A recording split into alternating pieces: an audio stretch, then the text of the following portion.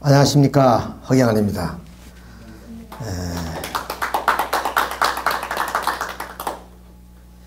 오늘은 빛은 동방으로부터 라는 주제가 되겠습니다.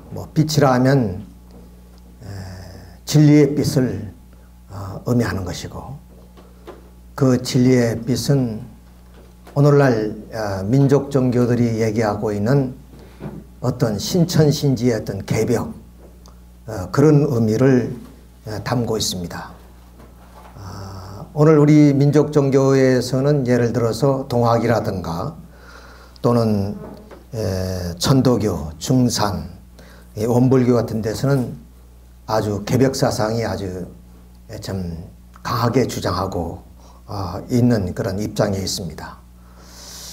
그리고 역사가인 아놀드 토이비 박사도 문명은 우리가 이 중국에서 또 인도에서 메소포타미아 지역에서 이렇게 문명이 발생했는데, 이 문명이 인류의 원시 시대를 극복하고 그 찬란한 문명을 통해서 인류는 문명 사회를 이루어 살아왔습니다.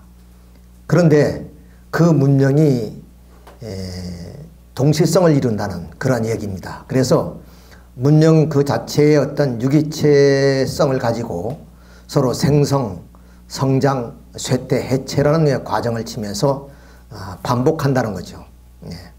그러니까 이런 의미에서 이 땅에 새로운 진리의 빛이 이제 비추어지게 될 것이다 하는 것이 또한 그 문명사적인 입장에서 봤을 때 그렇게 볼 수 있고, 아까 말씀드렸던 민족 종교들이 또 그렇게 주장하고 있고, 또 우리가 그 기독교에서는 말할 것도 없이 이 좀 미래상을 제시해 주는 어떤 계시록 사상에 의해서 바로 새로운 신천신지가 출현할 것을 얘기하고 있습니다. 그런 내용을 오늘 자세히 말씀을 드리겠고, 또 불교에서는 미륵 사상이 있습니다.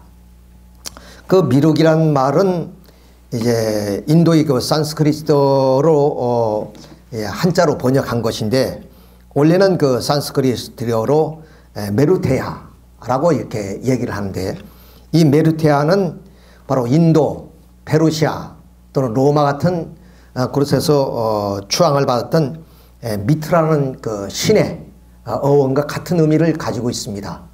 그 미트라는 이 신의 내용은 벌써 빛으로 가득 차 있는 광명의 신, 이런 의미를 가지고 있기 때문에 로마에서는 우리가 그 태양신이라고 이렇게 얘기를 합니다. 그러니까 불교에서는 이런 밑자란 것이 가득할 밑자거든요. 그러니까 빛이 가득한 찬란한 그런 어떤 그 부처가 이 땅에 오신다 하는 미륵 사상이 있습니다. 이런 것들을 여기 우리가 중심에서 봤을 때 바로 이 땅에 새로운 신천신지 세계를 많은 사람이 또한 기다려왔다 하는 것을 우리가 알 수가 있고, 또 우리 말씀드렸던 기독교의 재림 사상이 바로 이런 의미를 가지고 있다고 이렇게 볼 수 있습니다. 그래서 예수님의 제자였던 사도 요한이 밤모섬에서 이렇게 이제 그 환상을 보고 기록한 내용이 성서의 계시록이라는 내용을 통해서 밝혀주고 있습니다만, 거의 한 구절을 우리가 한번 살펴보도록 하겠습니다.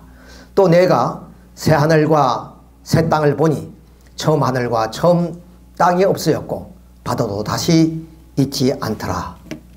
또 내가 봄에 가득한 성 새 예루살렘이 하나님께도 하늘에서 내려오니 그 예비한 것이 신부가 남편을 위하여 단장을 한 것 같더라 했습니다. 또 내가 들으나 보좌의 큰 음성이 나서 가로되 보라, 하나님이 장막에 사람들과 함께 있음에 하나님이 저희와 함께 거하시리니 저희는 하나님의 백성이 되고 하나님은 친히 저희와 함께 계셔 모든 눈물을 그 눈에서 씻기심에 다시는 사망이 없고 애통하는 것이나 곡하는 것이나 아픈 것이 다시 있지 아니하리니 처음 것들이 다 지나갔습니다. 그런 그 말씀드린 것처럼 이런 신천신지를 말씀하는 그런 개벽사상이나 또 미륵 사상이나 또는 이런 기독교의 재림 사상은 바로 이렇게 좀 질곡의 세월, 그리고 뭐 투쟁과 분열의 갈등의 그런 선천시대가 끝이 나고 새로운 후천 개벽시대, 신천신지의 세계가 이루어질 것을 이미 예언하고 있다. 그런 의미에서 오늘 그 새로운 진리인 동방으로부터 그 빛이 찬란하게 비춰지게 될 것이다 하는 말씀입니다. 그래서 우리가 또 여기서 중요한 것은 동방이라는 그런 의미를 우리가 다시 한번 이 강의를 통해서 우리가 생각해 보도록 하겠습니다. 뭐 일찍이 그 좀 이 4대 문명이 이렇게 발달을 해서 그 메소포타미아 문명과 이집트 문명이 지중해를 중심으로 해서 여기에 히브리 민족을 중심한 신본주의 사상이 나오게 되고, 또 헬라를 중심으로 해서 뭐냐면 인본주의 사상이 출현이 돼서 오늘까지 인류 역사를 이끌어왔다고 이렇게 말씀을 드릴 수 있습니다. 그 히브리 사상의 중심지가 어디냐? 그것은 예루살렘이다. 그 예루살렘을 이 성서는 어떻게 표현하고 있느냐? 바로 그 진리의 빛이 되시는 메시아가 탄생하는 곳으로 그렇게 성서는 말씀하고 계십니다. 예를 들면 시온의 딸들아 기뻐하라, 예루살렘의 딸들아 즐거이 노래 부르라, 내 왕이 내게 임하리라. 예루살렘에 그런 그 왕이 오실 것을 예언하고 있는데, 그것이 바로 이스라엘 민족의 메시아 사상입니다. 그런 그 메시아로 올 것을 예수님이 오기 전 한 900년 전에 이사야 선지자는 이렇게 얘기를 합니다. 이는 한나이가 우리에게 낳고 한나를 우리에게 주신 바 되는데 그의 어깨에는 정사를 메었고, 정사를 메었다는 것은 인류의 모든 하나님의 뜻을 좀 가지고 태어나신다는 뜻이겠죠. 그리고 그의 이름은 기묘자라 모사라 전능하신 하나님이라 영존하시는 아버지라 평강의 왕이라 할 것이라, 이렇게 예언을 하고 있습니다. 이것은 예수님이 탄생한 후에 말씀하신 것이 아니라 벌써 탄생하기 900년 전에 이런 그 예언을 하고 있는데, 여기에 보면 그의 이름이 기묘자라 그랬습니다. 기묘라는 말은 무슨 말이냐면 놀랍다는 말이죠. 정말로 좀 놀라운 그런 하나의 사건을 봤을 때 우리는 그걸 원더풀로 그럽니다. 그것처럼 기묘자라는 것은 원더풀, 그런 뜻이고, 모사라는 것은 흔히 모사꾼 하면은 뭐 꾀를 써서 목적을 달성하는 그런 사람을 의미하는 것이지만은, 여기에 모사라는 것은 좀 어려운 것을 지혜를 통해서 이루어 나간다.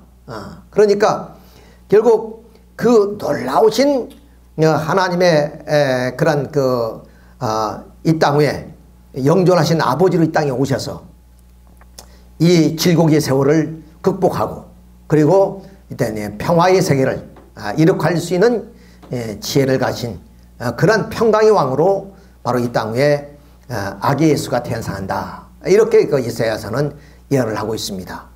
자, 그러면 그 아기 예수의 그 탄생에 대해서 오늘 우리는 왜 하필이면 이스라엘 민족 가운데 탄생하느냐? 더구나 이스라엘 민족은 뭐 팔레스타인 지역에서 조만한 지역에서 많은 고난을 겪은 그런 민족입니다. 근데 이 세상에는 수많은 민족이 있는데 어째서 하나님은 이스라엘 민족을 통해서 메시아가 탄생하게 되는가 하는 섭리적 내용을 좀 우리가 이해를 할 필요가 있습니다. 그런 의미에서 바로 이 하나님의 섭리가 무엇이냐, 그것을 뭐 여러 가지 길게 나열해 볼 수 있습니다만, 그것은 한마디로 말하면 아까 말씀드렸던 기묘자로 모사로 이 땅에 평강의 왕으로 와서 이 땅 위에 모든 애국하고 애통하는 모든 것을 다 끊어버리고 평화의 세계를 이룩하는 것이 하나님의 뜻입니다. 그런 뜻을 이루기 위해서 오신 분이 바로 이스라엘 민족의 메시아의 사상이라는 말씀을 드렸습니다마는, 그런 목적을 위해서 이 땅에 이제 오시는데, 그럼 이 세상에는 수많은 민족이 있는데 어느 민족 가운데 그러한 메시아가 오시겠느냐는 것입니다. 그러기 위해서는 먼저 이 메시아를 올 수 있는 어떤 터전, 기대를 이제 세워야 됩니다. 그 기대를 세우는 것이 바로 선택된 민족이죠. 자, 그래서 하나님의 뜻은 어떤 민족을 선택하고 그 민족이 책임을 다할 때 비로소 그 뜻은 이루어지는 것입니다. 그냥 선택됐다고 해서 그러면 뜻이 이루어지는 것이 아니라 선택된 민족에게 그러면 해야 될 사명이 있으니 그것이 책임이죠. 우리 개인도 마찬가지지만은, 자, 이렇게 수많은 민족 가운데 어떤 하나님의 섭리를 이룰 수 있는 전형적인 섭리 노정을 걸을 수 있는 민족, 그런 민족을 선택해서 그 민족은 바로 하늘의 뜻을 중심한 민족이죠. 그래서 천륜의 중심이 되어서 인류 역사를 이끌어 가게 됩니다. 그런 민족을 가리켜서 우리는 하나님의 섭리이다, 선택된 민족이다, 이런 얘기를 하게 됩니다. 그런 그 민족의 역사를 우리는 바로 인류의 중심 사료라고 이렇게 얘기를 합니다. 보통 역사에는 보편사라고 얘기를 합니다만은, 자, 그러면 인류 역사에 하나님의 이 뜻을 이룩하기 위해서 선택되어진 그 민족이 어떤 민족이냐? 그것은 우리가 고대 사회에서부터 바로 예수님이 오실 때까지 역사를 보게 되면 그 시대를 복귀섭리 시대라 그럽니다. 그러니까 쉽게 말하면 뭐 고대 사회, 그 시대에 있어서의 그러면 이런 선민으로 선택된 민족이 바로 이스라엘 민족이에요. 그것은 성서에 자세히 기록되어 있습니다만은 신명기 7장 8절에 보면 너는 내 여호와 하나님의 선민이다. 내 여호와 하나님께서는 만민 중에 너를 자기의 기업의 백성으로 삼으셨다 그랬습니다. 기업이란 것은 하나님의 뜻을 이루는 그런 뜻을 의미합니다. 그런 뜻을 이루는 민족으로 하나님은 이미 선택하셨다 하고 이렇게 얘기를 하고 있습니다. 또 신명기 28장에 보면 내가 내 하나님 여호와의 말씀을 삼가 듣고 내가 오늘날 내가 명하는 그 모든 명령을 지켜 행하면 내 하나님 여호와께서 너를 세계 모든 민족 위에 뛰어나게 하실 것이라. 내가 들어와도 복을 받고 나가도 복을 받을 것이라 그랬습니다. 일찍이 하나님은 그 조상 아브라함을 부르실 때도 너 예비 친척집을 떠나서 내가 지시하는 곳이라. 내가 너로 큰 민족을 이루고 너로 인해서 복이 근원이 되게 할 것이다 하신 말씀처럼 이렇게 아브라함을 통해서 형성된 이스라엘 민족, 그 민족을 하나님이 일찍이 선민으로 선택하셔서 그 민족 가운데 하나님의 뜻을 이루기 위해서는 메시아를 보내시게 된다 하는 것을 알 수 있습니다. 자, 그래서 이스라엘 민족사를 우리가 살펴보게 되는데, 그것은 이스라엘 민족사를 우리가 일부러 역사를 공부하지 않더라도 성서 속에 다 나와 있습니다. 쉽게 말하면 구약 성서가 이스라엘 민족사라고 이렇게 한마디로 말씀을 드릴 수가 있습니다. 그래서 이 성서를 중심으로 해서 바로 이스라엘 민족사를 바라보게 되면 이 땅 위에 메시아의 탄생을 우리가 바라볼 수가 있겠습니다. 그런 의미에서 한번 이스라엘 민족사를 우리가 한번 좀 자세하게 살펴볼 필요가 있습니다. 뭐 이 내용을 꼭 우리가 성서적 측면에서만 생각하지 않고 하나의 인류사적인 입장에서 이렇게 여러분들이 한번 생각해 주시면 되겠습니다. 자, 아브라함의 사람은 바로 오늘 우리 당군 할아버지와 같은 그런 그 이스라엘 민족의 시조입니다. 그 아브라함의 손자 때 야곱의 그 12자식과 70가족이 이제 애굽으로 들어가서 고역살이를 합니다. 약 400년 동안에. 그러다가 이제 민족적인 지도자 모세가 이제 탄생을 하고 그 민족 지도자 모세의 영도를 받아서 이제 이 애굽을 이제 탈출하는 사건을 출애굽 역사라 그럽니다. 이렇게 해서 가나안 땅으로 돌아와서 바로 이 봉건 시대인 사사 시대를 맞습니다. 그 기간도 약 한 400년이 지나고 그에 바로 이스라엘 민족은 이제 왕이 출현해서 하나의 국가 형태를 이루게 됩니다. 그것을 우리는 통일왕국 시대라고 합니다. 이때 왕이 유명한 사울왕, 다윗왕, 솔로몬왕 이렇게 이제 치리하던 120년 기간이 있습니다. 근데 이 솔로몬왕이 참 지혜의 왕이었고 그리고 하나님으로부터 많은 축복을 받았지만 이렇게 풍요로운 그러한 하나의 물질로 말미암아 결국에 타락하게 되고 그로 인해서 이 나라가 분열이 됩니다. 그 시대를 우리는 남북조 분립시대라 그러죠. 그래서 북조 이스라엘과 남조 유대로 이렇게 분립이 되어집니다.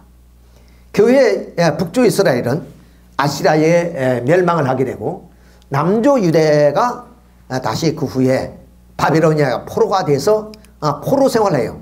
약 70년 동안. 그리고 포로되었던 유대 민족들이 돌아오는 기간이 한 140년 기간이 되는데 이걸 합쳐서 210년 이런 기간을 지나서 이 포로가 다 돌아온 이후에 약 400년 동안 지난 후에야 비로소 예수님이 탄생하는데 이때 세계는 어떤 그 변화가 벌어지느냐. 바로 동양인은 그리스 쪽에는 소크라테스가 탄생하고 동양인은 공자님이 탄생하고 또 인도에는 석가세존이 이제 탄생하시게 되죠. 자, 이렇게 예수님이 탄생하기 한 400~500년 전에 이런 그 세계의 성인들이 탄생을 합니다.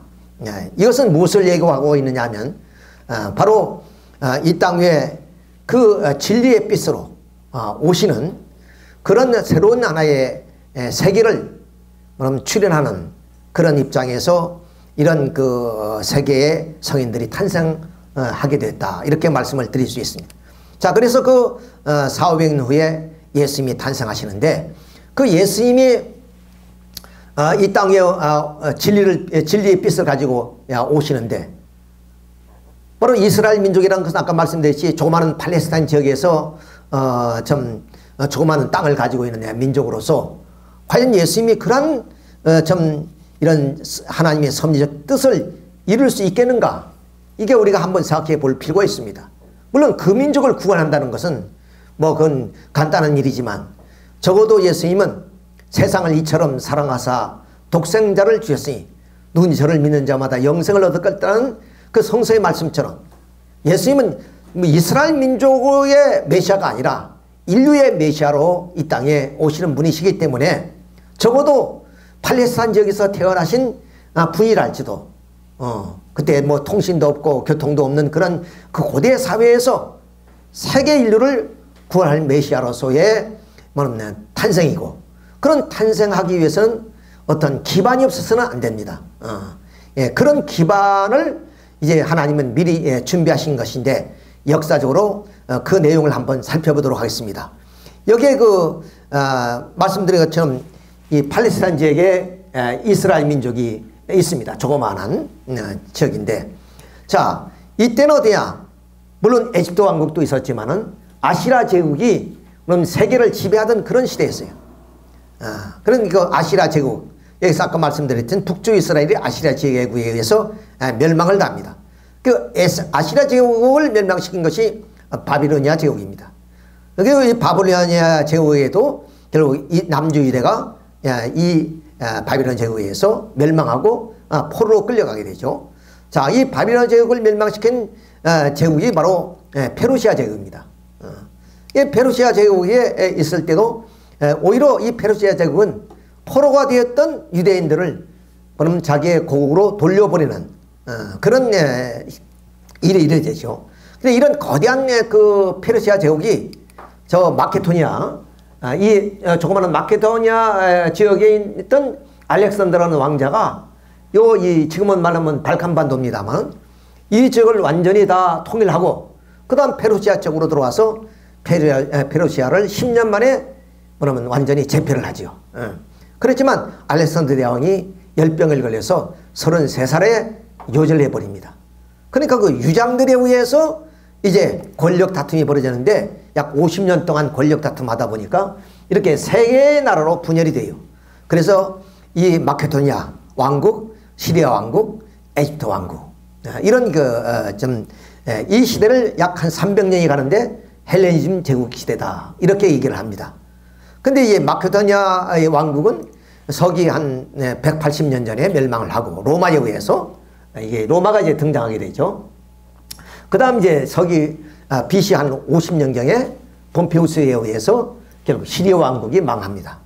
그 다음 BC 30년경에 결국 안토니우스 장군하고 클레오파트라가 연합해서 결국 악티움 해전에서 이 옥타비아누스하고 전쟁을 치르죠.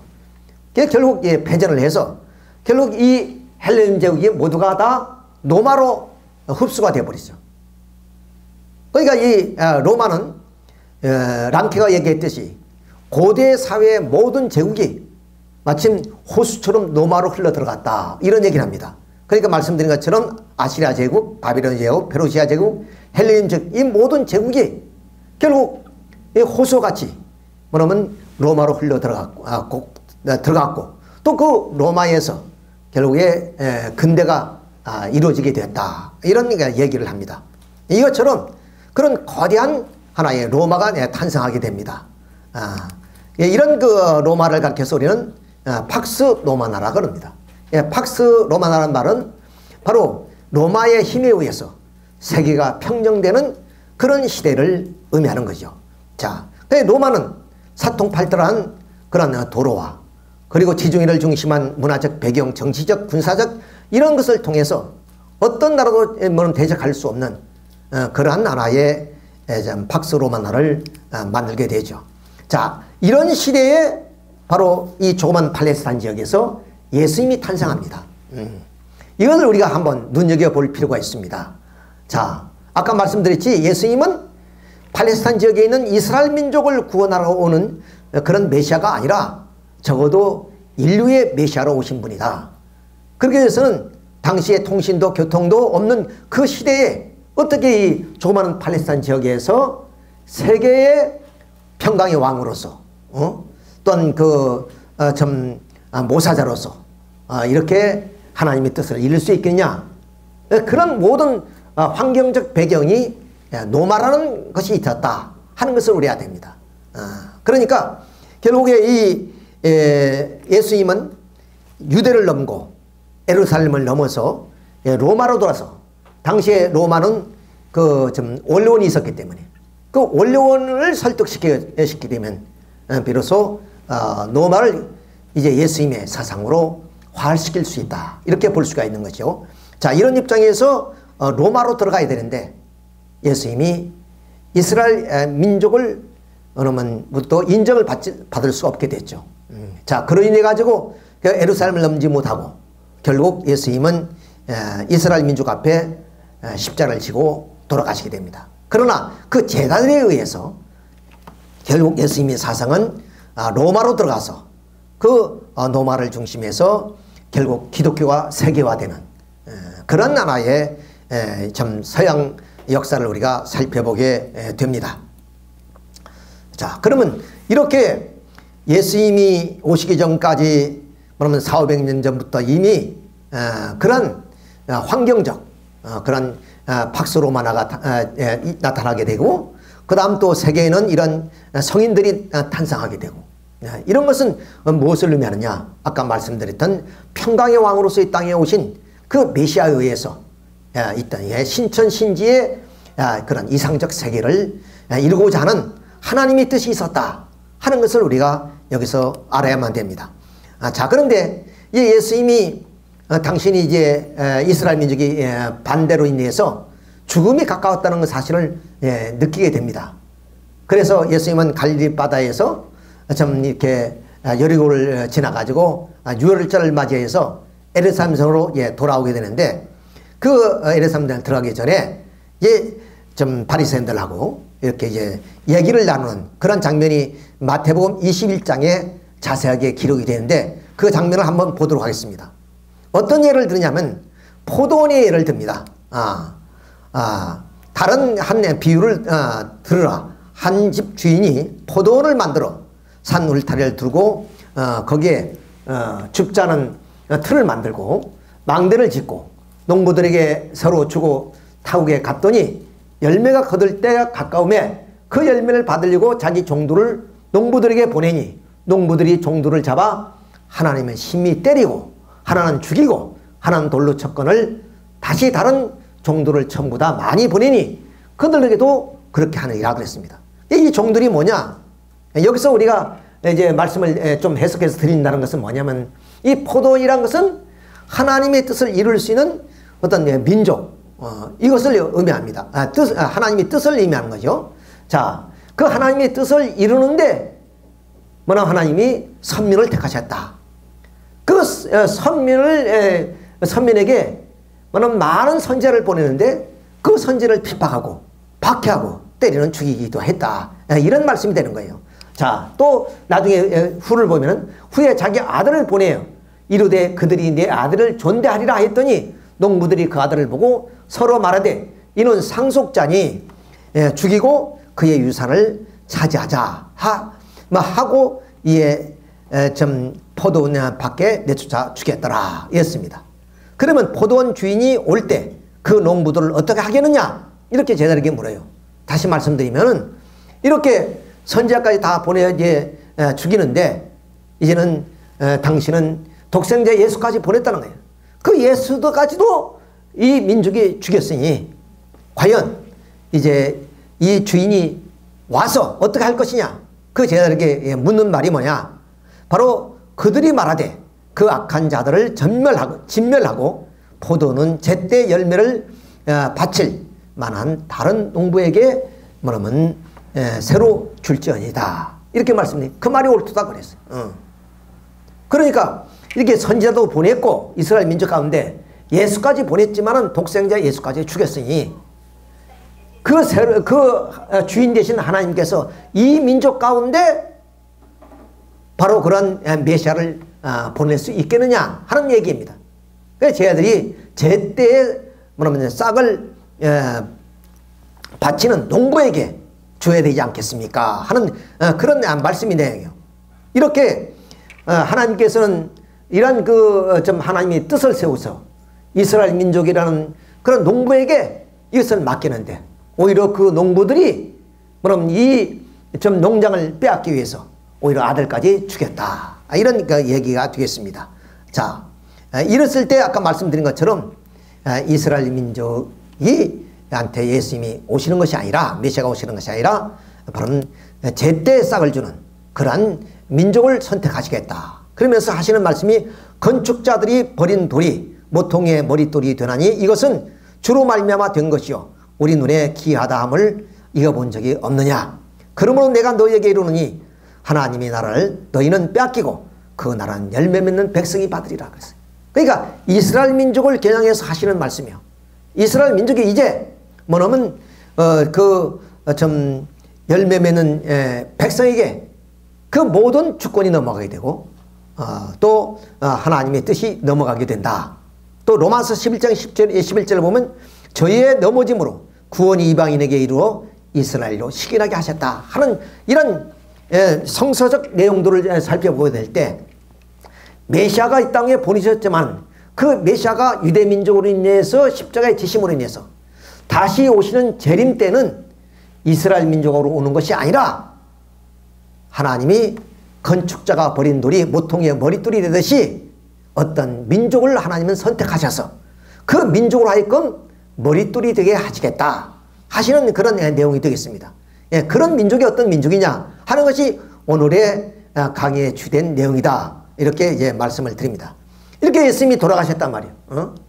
그야말로 평강의 왕으로 또는 영광의 주님으로 하나님의 이름을 가지고 이 땅에 오셨는데 유대민족의 불신으로 해서 예수님이 이렇게 돌아가시게 되었다는 그런 말씀이 되겠습니다.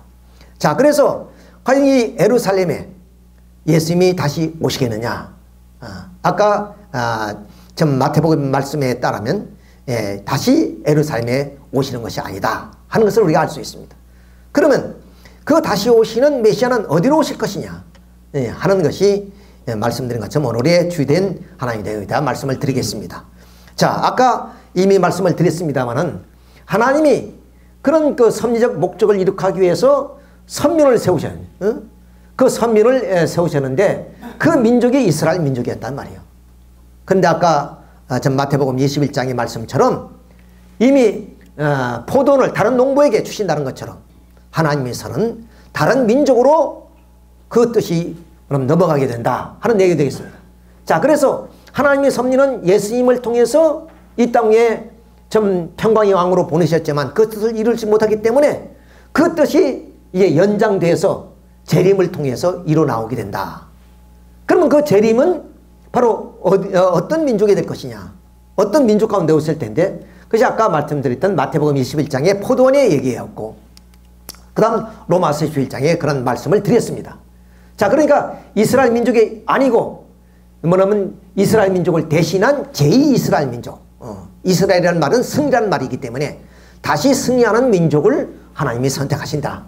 예, 그것은 우리가 이제 이 기독교 2000년 역사가 바로 하나님이 섭리사이기 때문에 이 기독교 2000년사를 통해서 우리가 살펴보면은 바로 어떤 민족이 이제 이 땅 위에 좀 메시아를 맞을 수 있는 민족이 되는 것이냐 하는 것을 우리가 여기서 알 수가 있습니다. 그래서 오늘 이 좀 신약 성경을 중심으로 해서 기독교 2000년사를 우리가 그려보면서 이제 그 꽃이 동방이라는 사실을 말씀을 드리고자 합니다.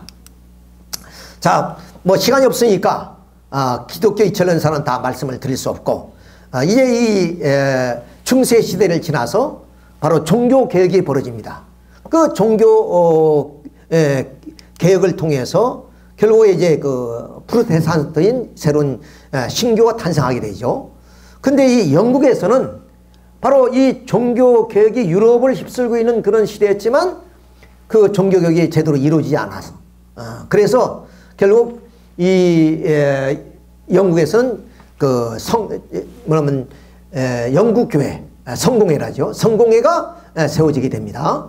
그 성공회도 역시 그 신교도들에게는 좀 만족할 만한 그런 게 개혁이 되지 않았습니다.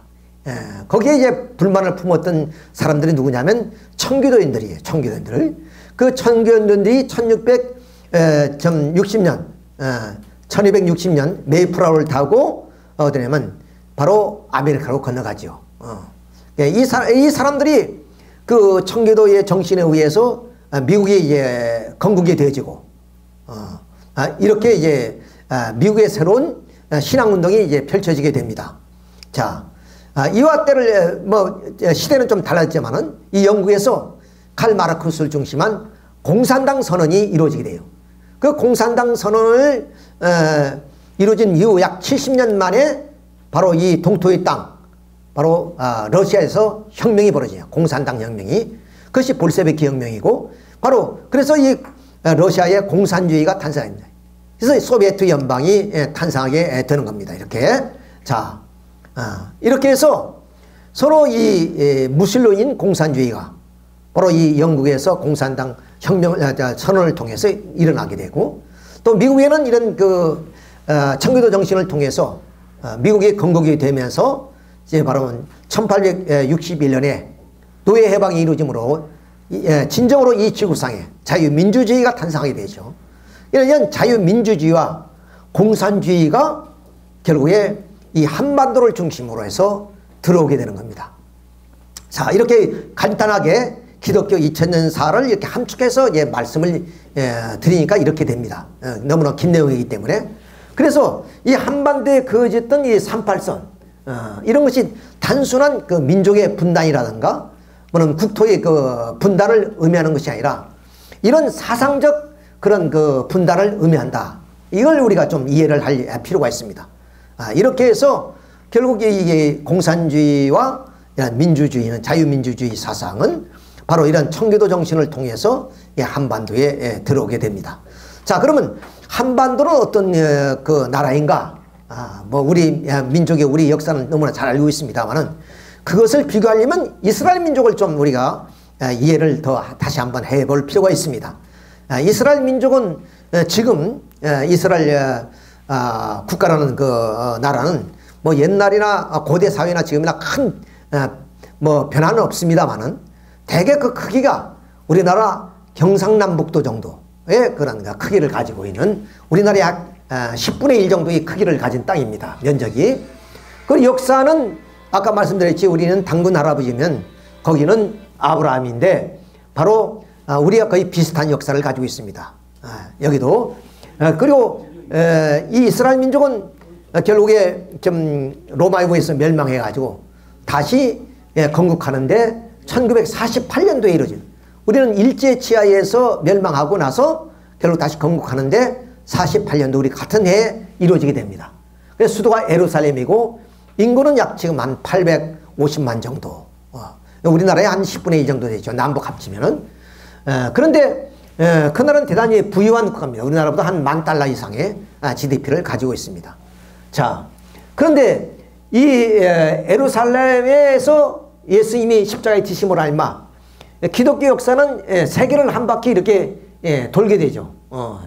세계 한 바퀴를 돌게 되는데, 자, 이렇게 좀 청교도인들에 의해서 미국으로 건너가서 미국에서 자유민주주의 국가를 만들고 그 청교도의 후예들이 다시 한반도로 선교를 통해서 한반도에 기독교의 꽃을 피우게 됩니다. 이렇게 한반도에. 자, 그럼 우리 한반도의 역사를 우리가 또 우리 좀 한국의 역사를 살펴보면 역시 그 위치는 좀 다르지만은 아까 말씀드린 이스라엘 민족보다 한 10배가 큰 나라이고 역사는 거의 비슷합니다. 이렇게 우리가 이미 말씀드린 대로 이런 그 위치에 있습니다만은, 자, 이런데 이제 우리는 어떻게 보면 이 우리 민족의 어떤 종교심, 이 종교심이 이스라엘 민족의 그런 그 야훼 하나님을 믿었던 그런 신앙만큼이나 아주 그 우리 민족은 신앙심이 깊은 민족입니다. 그래서 뭐 유교나 도교나 불교나 기독교가 들어오면 전부 다 그러면 여기서 모두가 수용하는 그런 종교심이 깊은 그런 민족성, 이런 것들을 보게 될 때 이 이스라엘 민족과 뭐냐면 흡사하다. 가장 흡사한 민족. 그렇기 때문에 어떻게 보면 그 이스라엘 민족을 통해서 이루시려던 하나님이 섭리사는 2000년이라는 긴 역사를 거쳐서 지구를 한 바퀴 돌고 한반도로 정착되어지는 것이 아니냐. 즉 한 민족을 통해서 하나님은 재림의 역사를 하시게 된다. 이렇게 결론적으로 먼저 말씀을 드릴 수가 있습니다. 그러면 그것을 성서적으로 좀 명확하게 규명을 해볼 필요가 있습니다. 그래서 예수님이 제 아들이 묻습니다. 내가 좀 죽은 후에 사흘 만에 부활할 것이고, 그리고 내가 다시 오시겠다 하는 그 재림의 말씀을 하실 때 제 아들이 어디로 오실 것입니까? 이렇게 물어요. 물으니까 내가 어디로 오겠다는 직접적인 말씀을 하지 않고 바로 저 죽음 있는 곳에 독수리가 모인다 이런 말씀하세요. 자, 독수리란 것은 시체를 뜯어먹는 그런 동물 아니에요. 그러니까 그런 그 죽음이 있는 곳에는 독수리가 오지만은 결국에 뭐냐면 생명이 있는 곳에 어디야?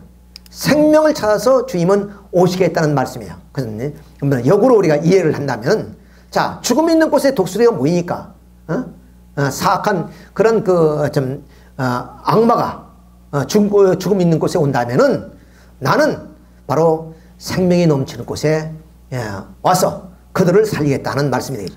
자, 생명이 있는 곳이란 뭐예요? 그것은 신실하고 독실한 그런 하나님을 믿는 그런 신앙들이 있는 곳, 그런 곳에 오시겠다. 아까 말씀드린 우리 한반도는 모든 종교가 다 전례가 되면 그 수용하는 민족 아니에요. 그러니까 경천사상이 드높고 이런 하늘을 사모하는 민족, 이렇게 우리가 볼 수가 있습니다. 자, 그런데 그곳이 어디냐? 동방이라는 것이 동방에 주님이 생명이 있는 곳으로 찾아오시겠다는 그 말씀의 곳이 어디냐? 성서에는 동방이라고 표현하고 있습니다. 그 예를 한번 자세히 말씀드리면, 자, 천사가 요한계시록에 기록되어 있습니다. 동쪽으로 올라와서 바로 14만 4천 무리한테 천국의 인을 치기 시작할 때였습니다. 그 천국의 인을 치는데 거기에 누가 계시냐? 어린 양 독생자 예수님이 계시더라고 말입니다. 그러니까 지금 동방에서 이제 천국의 인을 천사들이 치고 있는데 거기에 예수님이 현현하시더라. 그러니까 예수님은 바로 동방으로 재림한다. 이런 그 성서적 내용을 통해서 말씀을 드릴 수가 있습니다. 그러면 동방이라는 것은 우리 옛부터 우리가 동북아시아, 그러면 중국, 한국, 일본 이렇게 얘기를 합니다. 그러면 이 세 나라 가운데 어떤 민족 가운데 다시 메시아가 재림하시겠느냐. 그래서 우리가 일본을 보면 그 재림 시기가 그때 어디냐, 바로 전체주의 국가였다. 그래서 그러면 이 태평양 전쟁을 일으키고 그러지 않았습니까? 그런 국가, 즉 이 전범 국가에 과연 그런 메시아가 오겠느냐. 아까 말씀드렸지, 메시아는 내가 어디로 오겠느냐, 죽음이 있는 곳에 독수리가 오인다. 그러면 생명이 있는 곳에 내가 오겠다. 생명이 뭐야? 신실하고 독실한 믿음을 가진 민족, 그 민족 가운데 오신다니까 전쟁을 일으키는 그런 민족 가운데 올 리는 없다. 그러니까 중국은 이미 공산화가 되어서 신을 무신론주의자들, 그런데 올 리가 없다는 거예요. 자, 그래서 결국 오실 것은 하나님이 애국가에서 표현하듯이 사랑하는 그런 민족, 그게 대한민국일 수밖에 없다. 한민족에 바로 이러한 메시아의 사상이 오셔서 그 좀 찬란한 진리의 빛이 오늘 새로운 문명 사회를 이뤄나갈다. 신천 신지를 이루게 된다. 그래서 오늘 민족 종교가 한결같이 모두가 개벽사상을 부르짖고 있는데, 그 개벽사상이 어디에서 시작이 되느냐, 바로 우리 땅 한반도에서 시작이 된다고 오늘 민족 종교들은 한결같이 얘기하는 이유가 여기에 있다 하는 것을 우리가 아셔야 됩니다. 자, 그러면 이 한반도로는 좀 중세 시대를 거쳐서 그 다음 종교개혁을 통해 가지고 또 영국에서 그런 그 좀 독실한 그 신앙자들이 신앙의 자유를 찾아 아메리카로 건너가서 이 자유민주주의 국가를 세우고, 그 청기도 후예들이 한반도에 그럼 그 좀 이 메시아 사상을 전한 그런 과정을 우리가 한번 살펴본다면, 이미 좀 강좌에서 말씀드린 바가 있습니다만은, 바로 많은 선교사들이 그야말로 한반도로 와서 그 좀 한반도에 그 가난하고 질병이 있고 이런 그 좀 처절한 민족 가운데 복음화를 시켜가지고 이 민족을 깨우치는 그런 과정들이 있습니다. 예. 이래서 많은 그 선교사들이 와서 이제 풍토병을 이겨가면서 좀 남편이 죽고 자식이 죽고 그러면서도 이 민족의 복음화를 위해서 그렇게 청기도 후예들이 이렇게 희생된 이유가 무엇이었느냐. 그리고 이분들이 얼마나 많이 왔느냐. 바로 1529명이 왔는데 그 중에 약 좀 3분의 2가 되는 1114명이 여자분들입니다. 그 연약한 여성의 몸으로 이 머나먼 미국 땅에 와서 그야말로 이 민족을 깨우치는 그런 일을 했다는 것이에요. 그런데 그때 당시 그 평양은 우리가 기생의 도시, 그런 환락의 도시로 그렇게 이름이 높았던 그런 곳입니다. 그래서 평양 기생하면 알아주잖아요.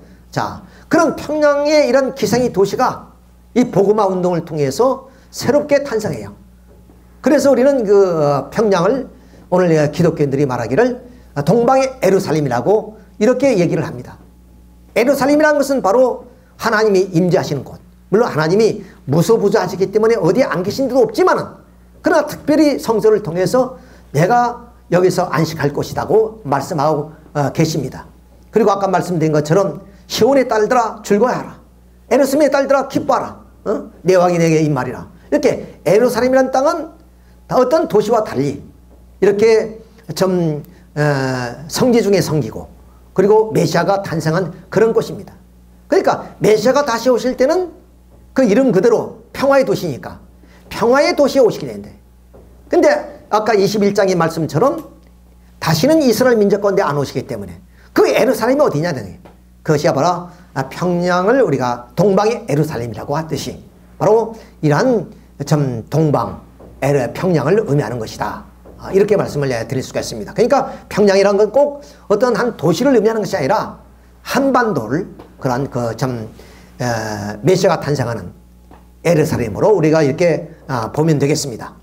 다 우리가 또 역사적으로 이런 좀 사상의 흐름을 한번 또 살펴보게 되면 이미 중세 시대를 깨우쳤던 것이 바로 문해부흥입니다. 르네상스라 그러죠. 이런 그 문해부흥과 더불어서 일어났던 운동이 종교개혁이에요. 자, 그럼 이런 두 개의 문해부흥과 이 종교개혁은 하나는 인본주의, 하나는 신본주의라는 하나의 그 사상체계를 이루어서 오늘 중세를 넘고 근대와 현대까지 이렇게 줄기차게 달려왔습니다. 자, 이렇게 인본주의는 유물론과 공산 그리고 이렇게 흘러갔고, 종교개혁을 통해서 이런 신본주의는 유신과 민주주의의 정치체제를 통해서 이렇게 역사를 한 바퀴 이제 지구를 돌고 나타나게 되는 것이 어디냐? 그것이 한반도다. 이미 아까 말씀드렸지, 이런 공산주의와 자유민주주의 사상이 한반도로 들어오듯이 이런 두 개의 사상이 이러한 좀 과정을 거쳐서 들어오게 되는 것이다. 그러니까 한반도의 분단, 이건 단순한 민족 분단이 아니다.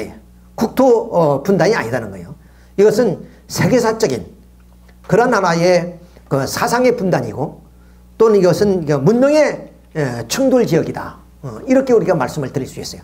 자, 그래서 이 38세라는 지역은 우리가 몸과 마음이 갈등하는 것이고, 그리고 물질과 또는 정신, 그리고 무신과 유신, 그리고 관념과 유물이라는 이런 사상체계의 분열이고, 이것은 바로 우리의 물질적인 어떤 가인적 인생관과 그리고 정신적인 윤리적인 도덕적인 그런 아벨적 인생관의 그런 분열이 땅이다.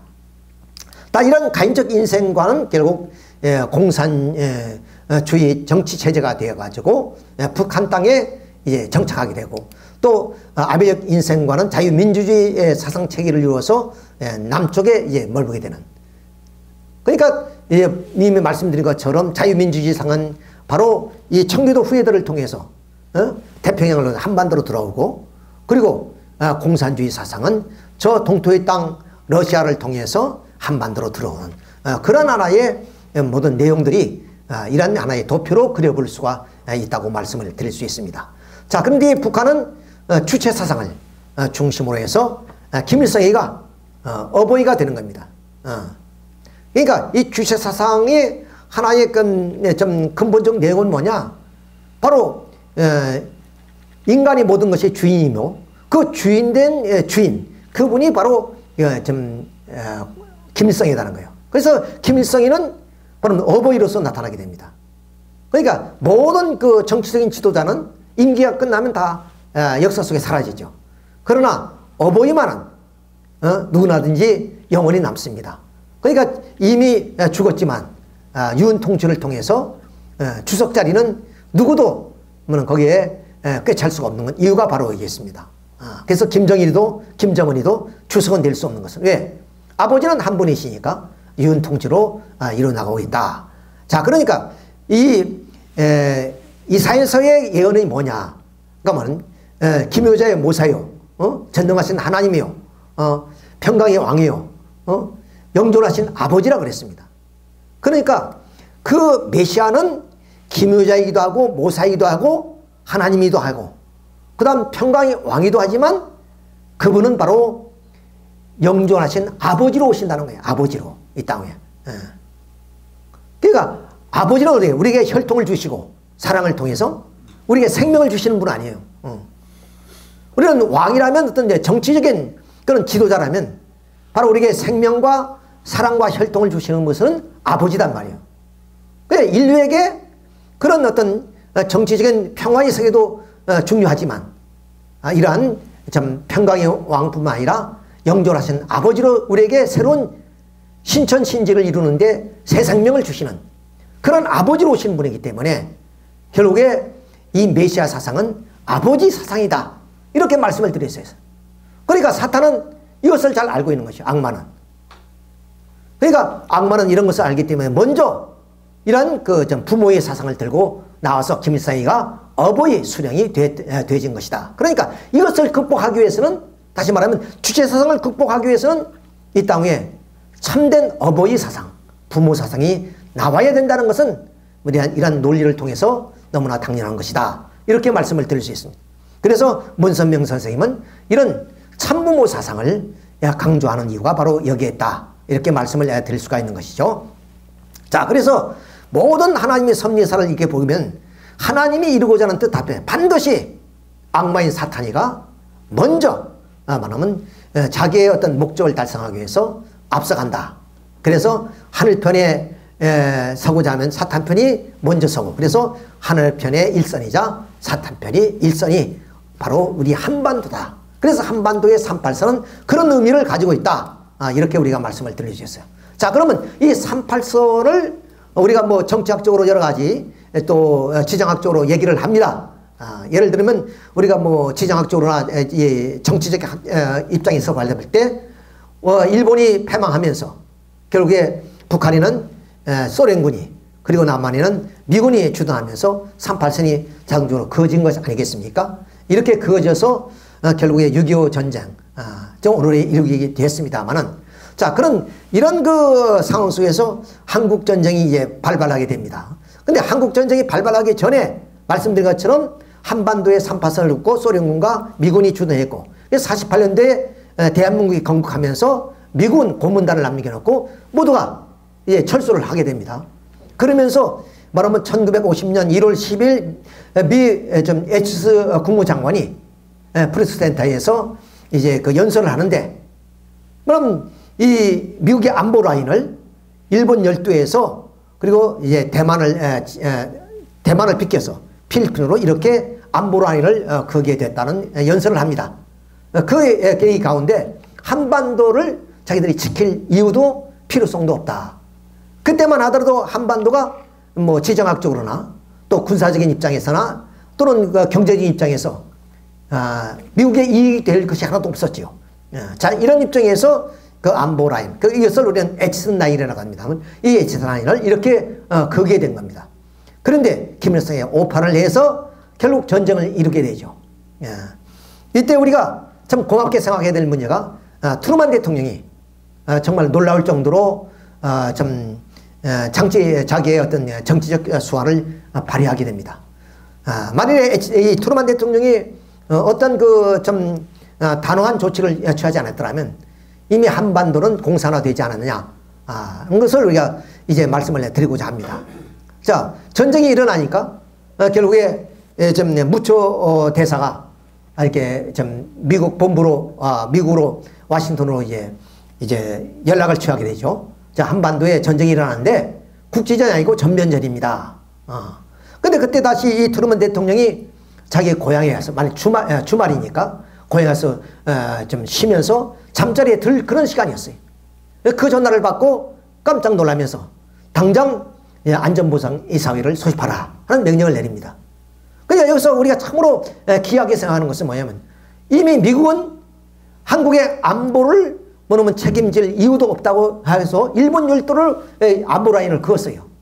이렇게 한국의 안보에 대해서는 관심이 없었던 미국이 전쟁이 터지자마자 트루먼 대통령은 즉각적으로 한반도에 개입할 것을 이렇게 생각하고 있는 거예요.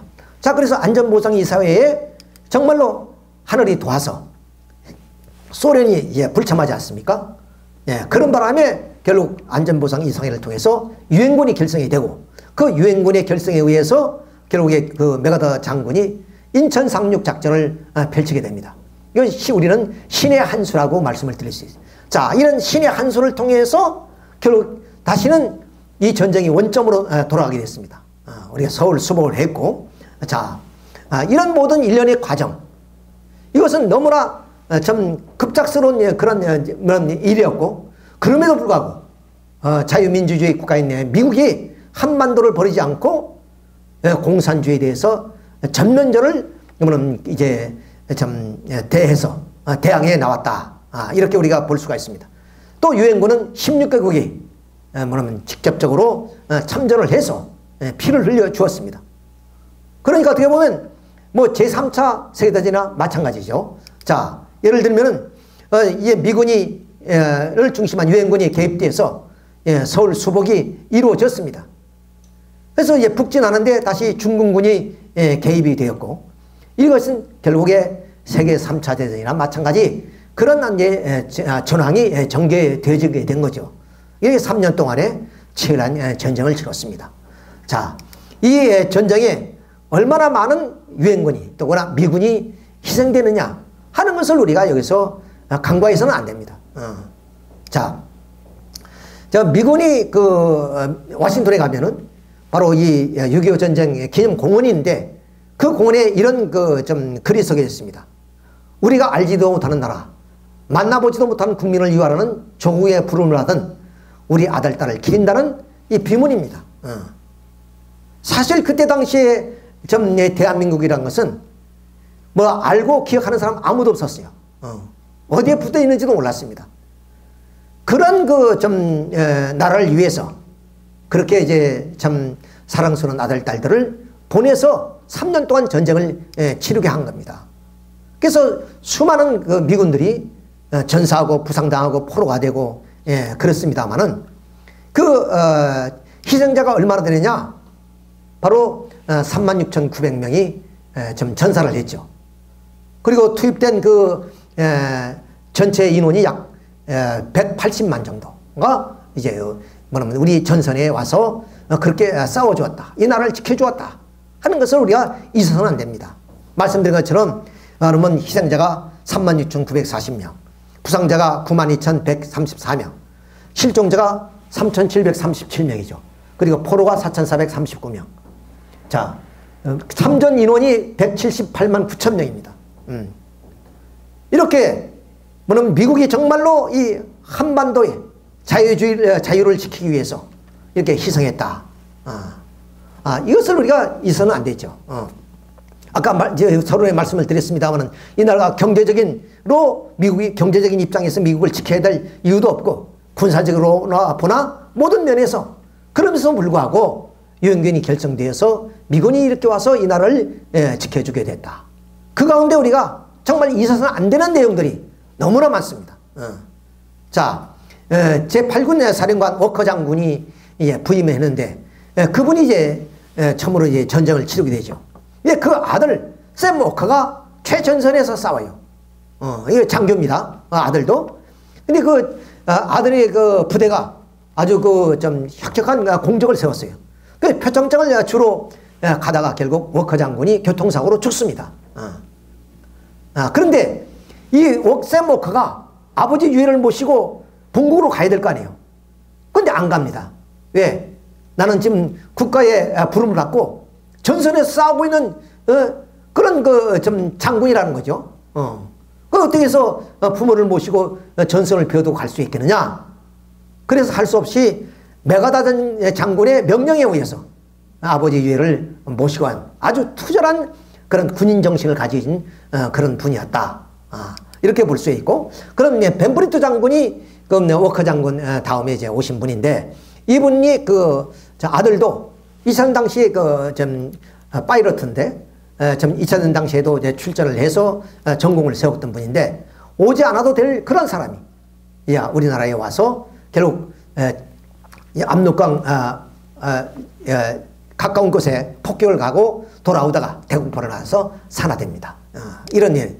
그 다음에 이제 당시 아이젠하워 대통령이 선거에 승리를 해서 당선된 입장인데, 그의 아들 존 소령이 낙동강 전선에서, 이분은 부상당하거나 죽지는 않았습니다만은 이렇게 이제 왔게 되고, 그 다음에 이제 크라크 유엔군 사령관, 메가더 장군 다음에 사령관으로 계신 그분이 아들 빌 크라크 데이가 바로 철이 삼각지대에 이제 피해 능선에서 싸우다가 그야말로 이제 부상을 당합니다.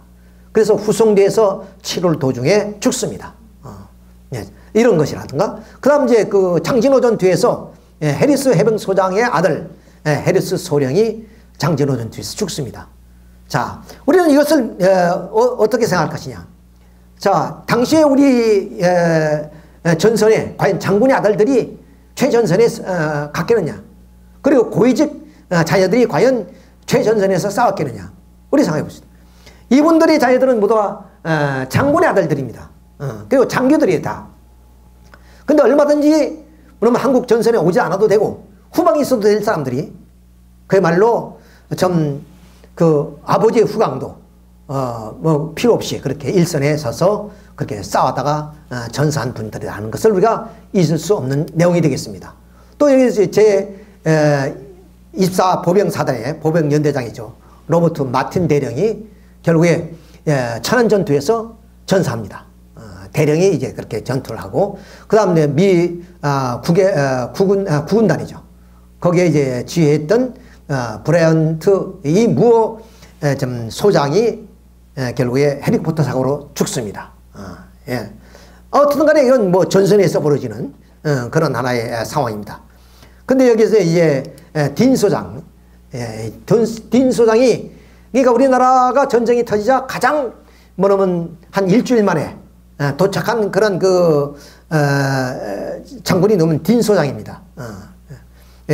이 하와이에서 급파돼 가지고, 그러니까 이제 좀 항공기로 수송이 돼서 대전 공항으로 내려서 거기서 이제 남하는 공산과 이제 격퇴를 하다가 포로가 됐어요. 포로가 돼요.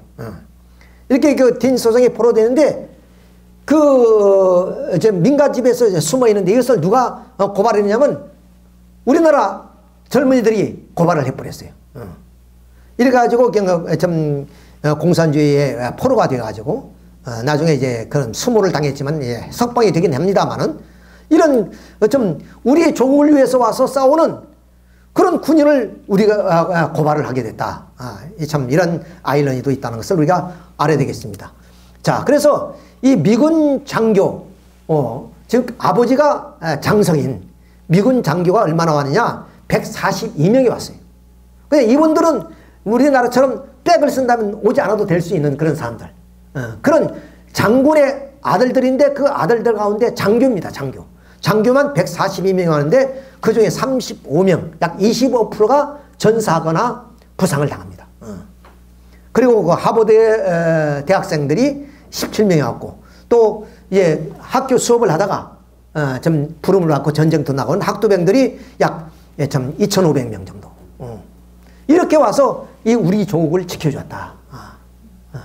이걸 우리가 생각해 본다면 이것은 단순히 어떤 그 좀 인도적인 차원에서의 그것을 뛰어넘고, 아까 이제 말씀드린 것처럼 우리의 한반도가 섭리상으로 좀 저 팔레스타인의 예루살렘과 같은 그런 곳이기 때문에 이 사탄으로부터 그럼 이 한반도를 지켜내기 위해서 이 청기도 청기도 사상을 통해서 세워진 자유민주주의 국가인 이 미국을 중심으로 한 자유주의 세계가 그럼 이 동방의 예루살렘을 지키기 위해서 이렇게 투입됐다. 이렇게 우리가 섭리적으로 이해를 할 필요가 있습니다.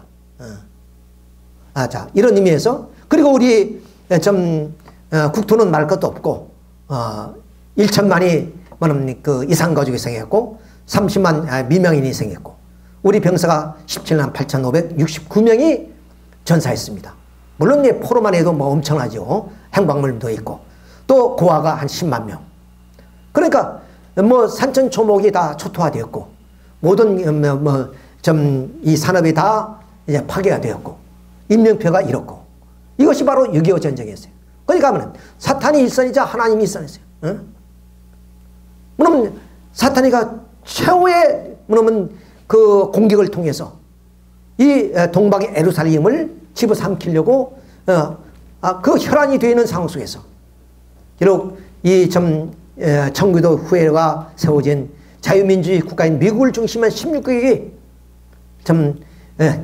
사탄의 일선이자 하나님의 일선으로서 이 땅에 투입되어서 그렇게 피를 흘리게 되었다 하는 사실을 우리가 섭리사적으로만 생각할 수 볼 수밖에 없습니다. 정치학적으로나 군사적으로나 또는 그 안보적인 측면에서 생각하면 이렇게 미군이 와서 희생할 이유가 하나도 없습니다. 이미 H라인을 지을 때 한반도를 비켜갔잖아요. 그럼 한반도가 공사가 되든 말든 그건 무슨 관계가 있어요? 말씀드린 것처럼 그러면 당시에 미국의 입장에서 한반도가 안보 차원에서 대단히 중요한 것도 아니었고 또 경제적인 측면에서도 뭔가 미국에 도움을 줄 수 있는 그런 곳이 아니었단 말이에요. 그렇게 비껴나갔던 그런 기억을 미군이 이렇게 좀 수많은 젊은이들이 와서 희생하면서 이 나라를 3년 동안 지켜줬다는 것은 섭리적으로밖에 우리가 이해를 해볼 수가 없습니다. 여러분 어떻게 생각하는지 모르겠지만은 이런 의미에서 우리가 생각한다면 이해가 되시리라 믿습니다. 그래서 말씀드린 것처럼 이렇게 산천이 초토화되고 모든 산업이 다 붕괴됐기 때문에 참 가난을 짊어지고 우리가 살아갈 수밖에 없는 것이었다. 이 가난을 극복하기 위해서 가난을 극복해서 그러면 우리가 부르던 노래가 있어요. 그것이 잘 살아보세요. 새마을노래죠. 잘 살아보세요. 마침 그 미국의 그 목화밭에서 목화를 땄던 그 흑인들, 저 아프리카에서 다 끌려온 사람들 아니요. 이 사람들이 부르던 노래가 있어요. 그걸 우리는 영가라 그럽니다. 내 고향으로 날 보내줘. 오국배 가물을 입고 종다리가 웃는 꽃. 내 고향으로 날 보내줘. 이 늙은 노인의 소망이로다. 이것이 바로 그 흑인들이 부르던 영가입니다.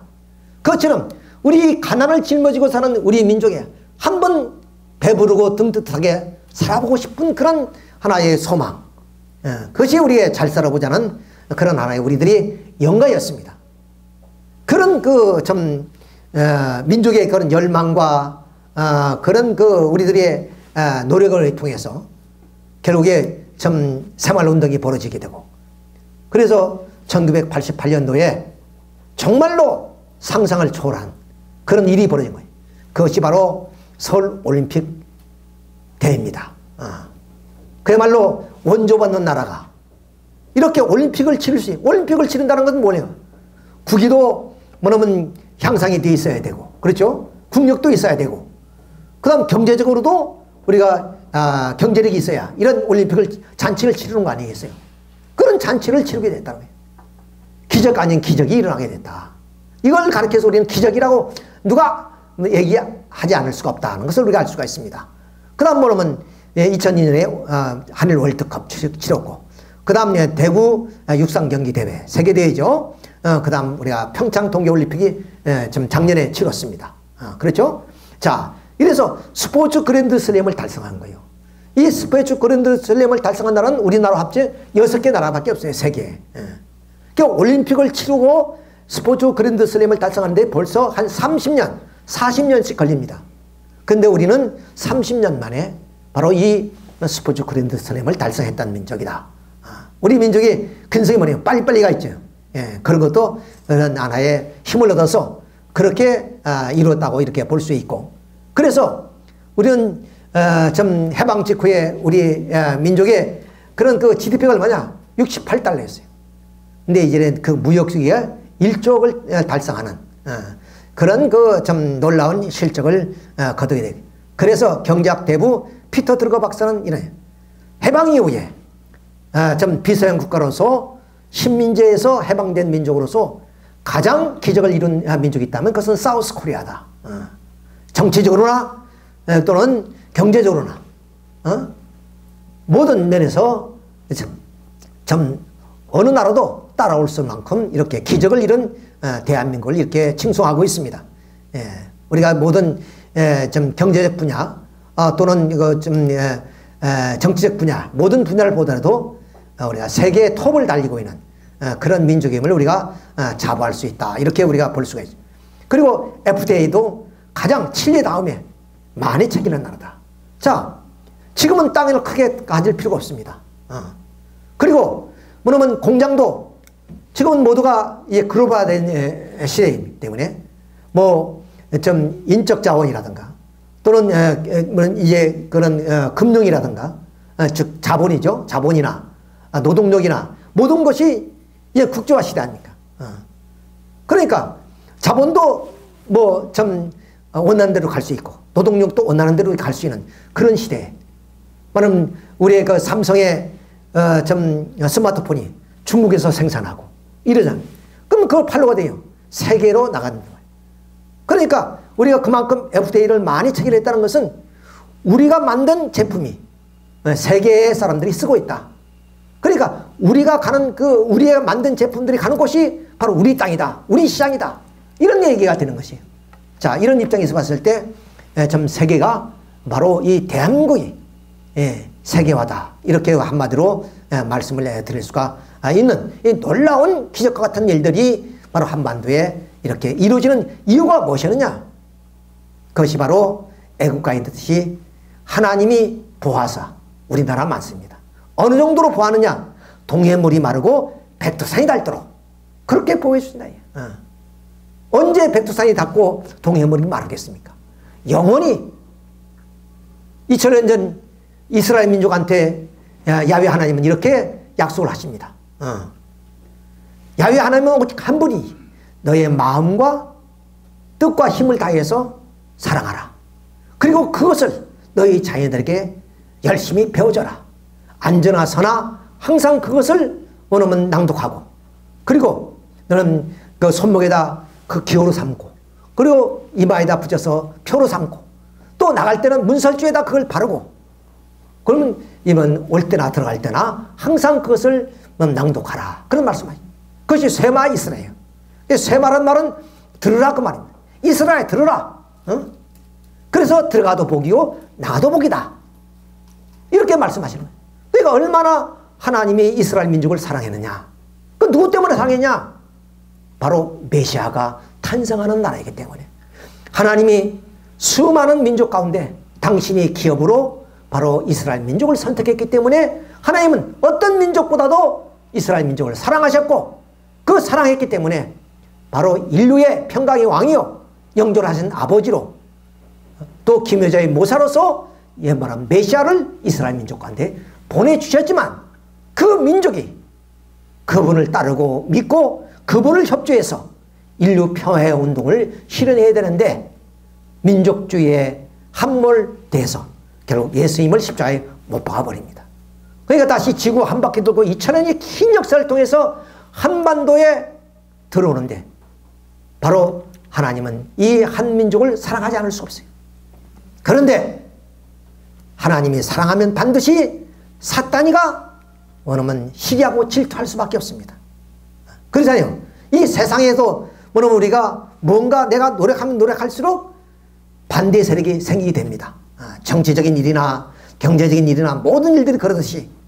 그러니까 하나님이 이 민족을 사랑하면 사랑할수록 사탄이가 시기하고 질투하기 때문에 하나님이 일선이자 사탄이 일선이라고 그런 거예요.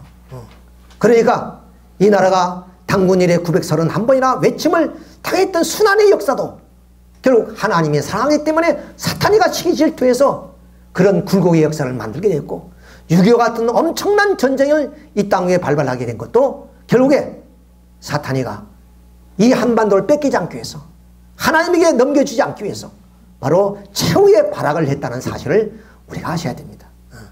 이런 의미에서 우리 민족사를 생각해 보셔야 돼요. 그렇지 않으면 우리 민족사를 이해할 수가 없습니다. 자, 이스라엘 민족이 바로 그런 민족이에요. 어떻게 보면 이스라엘 민족은 우리보다 더 고난의 역사를 가진 민족입니다.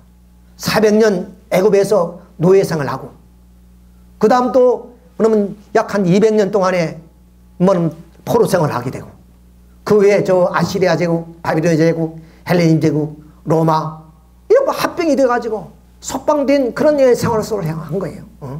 그렇지만 아시리아 제국도 역사에 사라졌고, 바비로니아 제국도 역사에 사라졌고, 헬레님 제국도 사라졌고, 로마도 다 사라졌어요. 그러나 이스라엘 민족은 지금도 남아있단 말이야. 그것이 무엇이느냐? 하나님이 선민으로 택했던 그런 민족이었기 때문에 그렇다는 거예요. 그것처럼 오늘도 반만년의 긴 역사를 가지고 고난의 순환의 역사를 겪은 이 민족이지만, 청나라도 역사에 사라졌고, 명나라도 역사에 사라졌고, 원나라도 다 사라졌어. 우리를 지배했던 민족은 다 사라졌지만, 가난하고 불쌍한 이 민족은 지금도 꿋꿋하게 남아서 이제 기적 아닌 기적이 일어나서 세계를 선도하고 있잖아요. 만약 한국 경제가 몰락하면 세계가 흔들리게 됩니다. 경제로는 7번째가 되는 나라고, 국가적으로, 정치적으로 봤을 때 우리가 13번째. 그런 조그만 나라가, 그런, 예를 들어서 이렇게 우리가 원조를 받던 그런 민족에서 이런 그 기적이 일어나는 이유가 무엇이었느냐? 이것은 하나님이 사랑하는 민족이기 때문에 하나님이 이렇게 축복해 주셨다 하는 것을 우리가 있어서는 안 돼요. 그런 배후에 불턴들이 만들어 놓은 자유민주주의권 미국인들이 와서 그렇게 희생해서 오늘 이 6.25를 무사히 넘기게 됐다 하는 것도 우리가 말씀을 드립니다. 자, 그래서 미국은 왜 200년이라는 역사를 통해서, 우리는 반만년인데 반만년 역사 가운데 우리는 한 번도 잘 살아본 적이 없습니다. 그런데 지금 딱 얼마나 우리가 지금 그 좋은 시대에 태어나느냐. 우리 아버지 세대, 우리 할아버지 세대, 저 분들은 이런 풍요로운 사회를 누리고 못 살았습니다. 삼시세끼가 우리 생의 목적이었어요. 어떻게 하면 하루 거르지 않고 삼시세끼 먹느냐, 이것이 우리의 삶의 목적이었어요. 근데 저 하늘에 나는 새도, 바다에 헤엄치는 물고기도 먹는 것을 걱정하면서 사는 그런 생명체가 어디 있습니까? 그래서 새도 우리는 노래, 운다 그러지만 노래 부르는 거 아니에요. 즐기면서. 꽃도 만발하게 향기를 품잖아요. 근데 만물의 영장이란 인간이 바로 먹는 것이 우리의 생의 목적이라면 참 무의미하죠. 그런데 우리가 이렇게 풍요로운 사회를 사는 것은 우리 세대에 주어진 겁니다. 우리 세대에 주어진 거예요. 만약에 오늘의 이런 세대에서 우리가 안보에 관심이 없다든가 또는 우리 경제가 휘청거린다든가 말하면 우리 사회 문제가 있다면 다시는 돌아올 수가 없습니다. 다시는 돌아올 수 없어요. 그러면 반만년서에 약 한 30년 우리 세대만 잘 살고 이 민족이 사라져야 될 것이냐? 그래서는 안 된다는 거예요. 그래서 미국은 200년의 짧은 역사 속에 하나님이 축복을 받으셨어요. 그러니까 오늘의 팍스 아메리카나 가장 이 세계에서 정치 군사적으로 강한 나라가 됐다. 그건 이유가 무엇이냐? 물론 청교도 정신에 의해서 세워졌지만 지금도 그들이 쓰는 그런 화폐에는 In God we trust. 우리는 하나님을 믿습니다. 그런 글을 써 있어요. 그러니까 동전도 그렇고 화폐도 다 그렇게 글이 써 있습니다. 비록 그것을 외우면서 미국 사람들이 그 돈을 쓰지는 않지만 그러나 그 돈이 쓰여지는 곳마다 그런 믿음이 있단 말이에요. 그런 믿음이 있다. 그래서 하나님은 그렇게 미국을 사랑하시는 것 같습니다.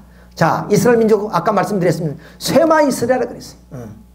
그러니까 안전하서나 그리고 문설주에다 걸 붙이고 들 때나 날 때나 항상 하나님을 사랑하고 하나님을 뜻을 위해서 그렇게 자녀를 교육시켜 그렇게 사랑했기 때문에 하나님께서는 이스라엘 민족 가운데 바로 메시아라는 위대한 그런 성자를 보내신 것이고 또 이스라엘 민족을 선민으로 택하시게 됐다.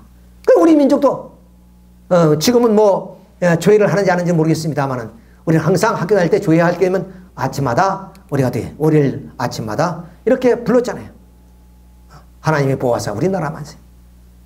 이렇게 하나님이 이 민족을 사랑하지 않을 수밖에 없는 민족. 그렇기 때문에 이 민족이 오늘 이런 고난의 역사를 딛고 세계의 중심의 입장에 서게 됐다. 그래서 동방의 예루살렘이라는 그 말이 무색하지 않다 하는 것을 우리가 알아야 됩니다. 그것이 그냥 빈말로 하는 말이 아니다는 거죠. 바로 이러한 역사적 배경이 있기 때문에 동방의 예루살렘이다. 한반도가. 예루살렘은 하나님이 임재하시는 곳이요. 그리고 시온의 딸들아, 예루살렘의 딸들아 기뻐하라 즐거워하라. 내 왕이 내게 임할 것이다. 어떤 왕? 평강의 왕? 영존하신 아버지. 아버지 오시는 주님이 오시는 그런 나라다. 그 나라가 바로 대한민국이다. 그래서 우리가 그 국기를 보더라도 물론 가운데 있는 이것은 음량을 가리키는 거죠. 그러니까 우주의 근본이 이제 음량의 원리에 의해서 여러분 이 궤는 4궤 원래 이제 이 4궤에서 8궤로 가고 64궤까지 가는데 그것은 조합니다. 그러니까 이 한반도를 중심으로 한반도가 대한민국이 하나님의 중심하고 우주의 중심을 하고 세계의 조화를 이루는 그러한 민족이다. 이런 뜻을 가지고 있어요. 그러니까 이 건공감리라는 이 4쾌를 중심해서 하늘과 땅, 광명천지, 그렇죠? 땅, 그리고 또한 일월 성신, 이성, 추나추동, 사계절의 변화, 그리고 동서남북, 이런 그 사방성, 이런 것을 모두가 갖추고 있는 것이 우리나라의 국기입니다. 그러니까 한마디로 말하면 이 태국은 우주의 근본을 말한 것이고 그 근본을 중심해서 우주의 조화 또 우리의 삶의 조화 이것을 가리키고 있는 것이다. 여기에서 비로소 신천신지라는 그런 새로운 어떤 세상을 의미한다고 이렇게 말씀을 드릴 수 있어요. 자, 그래서 이런 인류 역사를 통해서 흘러왔던 모든 그 문명과 사상 이런 종적인 어떤 그 문명들이 이 재림 시대를 통해서 이 땅에 최고도의 문명이 발달한 하나의 사회를 이루게 된다. 그 문명 사회는 어떠냐? 과학과 종교가 통일된 그런 하나의 사회로서의 그런 정신 문명과 물질 문명이 통일을 이루어진 그런 세계다. 그렇기 때문에 우리는 한민족이란다. 대한민국이기 때문에 우리는 한민족 이런 그 이름을 중심에서 민족이 아니라 하나의 민족을 의미하는 하나의 민족. 어디냐? 이 세상에 원래 하나님이 지을 때 아담과 해와를 지어놓고 좀 한민족, 일본 민족, 중국 민족 갈랐습니까? 원래 하나의 민족이단 말이에요. 타락해서 그렇게 분열이 되지. 그러니까 다시 통일되는 그 물질 문명과 정신 문명으로 이루어진 그 세계는 어떤 세계냐? 하나의 민족. 국경도 없고 민족의 벽도 없고 장벽도 없는 언어가 통일되는 그런 하나의 세계. 그래서 한글이 나온 거예요. 하나의 글이에요. 한글이 나온 거예요. 하나의 글이 나온 거예요. 그리고 그 대한민국은 거대한 이 지구를 의미한대요. 큰 대자 아닙니까? 큰 하나의 나라가 형성되는데 그 나라의 모든 한 민족은 한글을 쓰는 민족이고 그리고 그 나라는 무궁무궁한 에덴 동산이다. 이것이 우리 한민족을 의미하는 얘기예요. 이런 자부심과 긍지를 가지셔야 됩니다. 고난의 역사 때문에 우리가 헐벗고 금절했던 그런 역사이기 때문에 우리가 어떤 자괴감을 느낄 수도 있습니다만 이미 하나님은 이 민족국의 축복의 그런 좀 역사를 하고 계시다. 그래서 우리는 이 동방의 밝은 빛이 돼서 세계를 찬란하게 비치는 그런 시대가 오죠. 그래서 일찍이 타고리 외쳤던 그 내용이 바로 동방의 등불이라는 이러한 시입니다. 일찍이 아시아의 황금 시절에 등불이 하나였던 코리아, 그 등불 다시 켜지는 날에 너는 동방의 밝은 빛이 될 것이다. 마음엔 두려움이 없고 머리는 높이 쳐들린 곳, 지식은 자유스럽고 좁다란 담벽으로 세계가 조각조각 갈라지지 않은 곳, 진실이 깊은 속에 말씀이 솟아나는 곳, 끊임없는 노력의 완성을 향해 팔을 벌리는 곳, 지성의 맑은 흐름이 굳어지지 습관이 모래벌판에 길이지 않은 곳, 무한히 퍼져나가는 생각과 행동으로 우리들의 마음이 인도되는 곳, 그러한 자유의 천국으로 내 마음의 조 코리아여 깨어나소서. 우리가 깨어나기만 하면 돼요.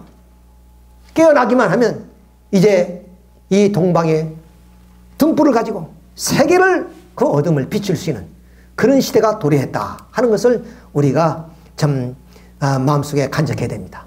그렇기 때문에 우리 민족이 가지고 있는 예술성이라는 것은 대단히 놀랍습니다. 오늘 우리 박홍주 박사님이 오시기로 했는데 바쁘셔서 못 오신 것 같은데 이분은 경제학 박사인데 이분은 정재용 회장님하고 개성공단을 세울 때 같이 협력을 하신 그런 분이어서 북한 경제에 대해서 누구보다 잘 아시는 분이에요. 근데 이분이 하시는 말씀이 자 이분은 지금도 나이키라는 그런 조그마한 공장을 경영하고 있습니다만은 일본에서 인건비가 비싸니까 한국으로 왔고 또 한국에서 경제 성장하다 보니까 인건비가 비싸서 제3국으로 갑니다. 인도네시아, 그다음 또 뭐 중국, 그래서 방글라데시까지 갔대요. 근데 방글라데시는 정말로 임금이 싸답니다. 그렇지만 제품이 제대로 안 나온답니다. 근데 개성공단에서 나오는 제품은 기가 막히답니다. 기가 막혀. 개성공단에 인건비가 처음은 작았지만 약 한 150불 정도 됐잖아요. 그러니까 우리나라에 한 10분의 1, 20분의 1밖에 안 되죠. 그런데 그 제품은 너무나 좀 좋다는 거예요. 솜씨가 좋아서. 그러니까 우리나라 사람은 그렇게 예술성을 가지고 있어요. 그러니까 만일에 남북이 이제 좀 교류가 되어지고, 이제 경제가 같이 움직이게 되면 그야말로 우리 경제가 좀 활성화될 수 있는 그런 계기가 될 것이라고 이제 강조를 그분이 많이 하시더라고요. 근데 아무리 임금이 싸도 동남아로 가시면 그렇게 제품을 못 만들어낸다는 거예요. 그래서 임금도 싸고, 그 다음, 그런 손재주도 있고, 그런 북한이 개방만 된다면 참 앞으로 우리의 경제가 상당히 좋아질 것이라는 그런 말씀을 하신 적이 있습니다. 그만큼 우리 민족은 예술성을 타고났어요. 그러니까 이런 좀 이 석공화를 보면은 누구든지 좀 예술성을 가지고 있는 사람은 감동하죠. 이런 어떤 작품을 어떻게 만들어낼 수 있을까? 또 우리 한복, 뭐라고 표현할 수 없는 그런 선과 이런 내용들을 우리가 보게 되면 정말 아름답지 않아요? 이건 뭐 벌써 한 500년 전 이상 이전에 이미 이런 그 신라의 금관 아닙니까? 이런 그 예술성이란가 또 우리의 그 한옥 또 이제 우리가 청잠상감의 주간문 매병 이런 그 고리청자 이조백자 이런 놀라운 예술성들을 우리가 보게 되면 이것은 보통 민족이 아니다는 거예요. 이미 하나님이 이 민족을 쓰시기 위해서 준비되어 있던 민족이었다 이렇게 볼 수 있고 말씀드린 한글 이건 창제글이 아닙니까? 세계 창제글은 그럼 단 하나밖에 없어요. 물론 이제 그 원나라 시대에 창제글이 있었습니다만 그 원나라가 망하면서 그 글자가 없어졌는데 우리나라밖에 없죠. 그러니까 펄벅 여사가 얘기하기를 20넉자를 가지고 표현되지 못할 말이 없다는 거예요. 어떤 언어도 다 구사할 수 있다. 그래서 지금 유네스코에 등재되어 있잖아요. 이 우리 한글이 그만큼 지금 우리 한글은 세종대왕이 정말로 저 백성을 위해서 창제한 글이지만 이것이 끝날에 그런 메시아의 이 땅에 오실 때 쓰실 수 있는 그런 인류가 쓸 하나의 글로서 한글로서 이렇게 말하면 창제되었다 하는 겁니다. 이런 그 궁궐 예복이긴 합니다만 얼마나 이거 우아하고 아름답습니까? 이란 나라의 복장 또 케이팝 세계를 좀 휩쓰고 있고 그 다음 또 우리가 이 대장금이라는 것은 상당히 오래된 그런 드라마 아니겠어요? 지금도 좀 인도네시아라든가 또 인도라든가 이런 그 동남아시아 그럼 저 남미 쪽에서도 이런 그 좀 드라마를 보고 있다. 궁궐의 그런 그 좀 아름다움 이런 우리들이 그 좀 문화를 이렇게 우리가 드라마로서 볼 수 있는 것. 자, 그래서 이 민족이 하나님이 사랑할 수밖에 없는 그런 심정적 측면을 우리가 한번 보자. 그러니까 자, 우리 민족은 좀 정이 많은 민족이에요. 우리가 중세를 넘어서 우리는 그 가장 중시했던 것이 뭐냐? 이성입니다. 이성. 합리주의. 그러니까 합리주의를 통해서 기계 문명이 발전하고 오늘 이런 물질 문명이 이제 발전하게 되는 거죠. 자, 그렇지만 그 합리주의는 뭐냐? 질서와 제도를 의미하는 겁니다. 그러니까 예를 들어서 몇 시에 일을 시작해서 몇 시에 일을 끝나야 되고 또 이런 그 어떤 그 질서와 제도 이런 것들이지만 정의란 건 뭐냐? 그런 걸 다 초월하잖아요. 그러잖아요. 그래서 우리 민족은 어떤 민족보다도 좀 기쁨을 많이 가지고 있는 민족, 신바람을 좀 일으키는 그런 민족이다. 그 대신에 어디야? 아픔도 많이 가지고 있는 민족이다. 그래서 우리가 뭐 새가 운다, 문풍제가 운다, 우는 것도 아니고 바람에 나부끼는 것이고 새가 노래하는 것인데 우리는 한이 많은 민족이다 보니까 그런 표현을 하게 됩니다. 이런 것들이 모두가 또 우리가 글이 있기 때문에 그렇죠. 또 이렇게 한이 많은 민족이기 때문에 정신세계가 높고 깊고 무한한 그런 이상을 가진 그런 민족이다. 예. 자, 우리가 뭐 예를 들어서 아들이 잘 산다. 그러면 그 잘 사는 아들 집에 가서 살아보세요. 다시 말씀드리면 농촌에서 농사일을 짓던 아버지가 어머니가 그러면 그야말로 좀 서울에 잘 사는 부자의 아들 집에 가면은 그 자리가 편한지 또 바늘방석 같은지 그것은 살아보면 알아요. 그러잖아요. 그러니까 그것은 어떤 정적인 것보다는 그런 합리적인 것이란 말이야. 그러니까 모든 것은 질서 있고 제도적으로 잘 되어 있지만은 그런데 우리 마음으로는 불편해. 그렇잖아요. 그냥 자고 싶으면 자고 그 다음 또 배고프면 먹고 이렇게 자유분방하게 살던 그런 부모님이 가서 그 질서와 제도를 지키려면 얼마나 힘들겠어요. 이것이 정의예요. 정. 그래서 우리 민족은 그런 정이 많은 민족이다.